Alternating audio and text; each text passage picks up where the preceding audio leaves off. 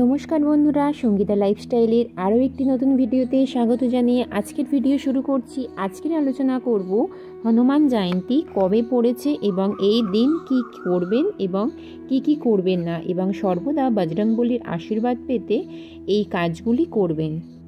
এই বছর চৈত্র মাসের শুক্লপক্ষের পূর্ণিমা তিথির সূচনা হচ্ছে 12 এপ্রিল ভোর 3:21 এবং শেষ হবে 13 এপ্রিল সন্ধ্যা 5:21। উল্লেখ আছে, রামনবমীর ঠিক 6 দিন পর হনুমান জয়ন্তী পালিত হয়।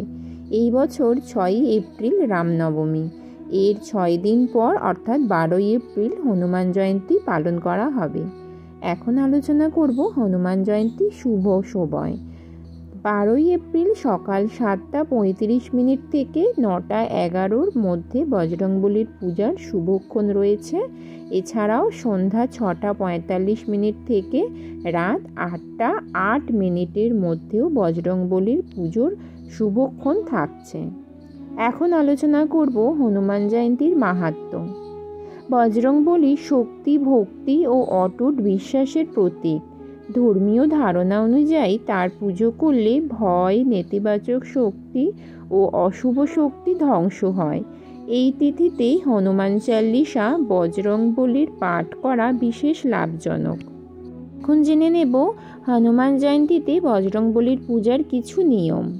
এই তিথিতে সকালবেলা স্নান করে লাল বস্ত্র ধারণ করুন। বজরংবলীকে সিঁদুর, লাল ফুল, তুলসী পাতা, ছোলা ও বোঁদের লাড্ডু নিবেদন করুন। এরপর বজরংবলীর মন্ত্র জপ করবেন। এদিন হনুমান চালিসা ও সুন্দর কাণ্ড পাঠ করুন। আরতি করে প্রসাদ বিতরণ করবেন।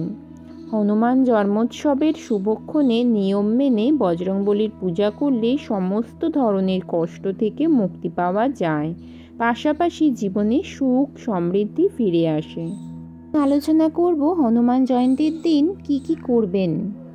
এই তিথিতে বজরংবলীকে চামেলির তেল নিবেদন করলে শুভ ফল পাবেন। হনুমান জয়ন্তীর দিনে অবশ্যই রাম ও সীতার পূজা করবেন। রামের পূজা না করলে বজরংবলীর আরাধনা ও অসম্পূর্ণ থেকে যায়। তাহলে আজকের মতো এখানেই সমাপ্ত করছি। তোমাদের সাথে দেখা হবে নেক্সট ভিডিওতে। তোমরা সকলে ভালো থেকো, সুস্থ থেকো, টাটা।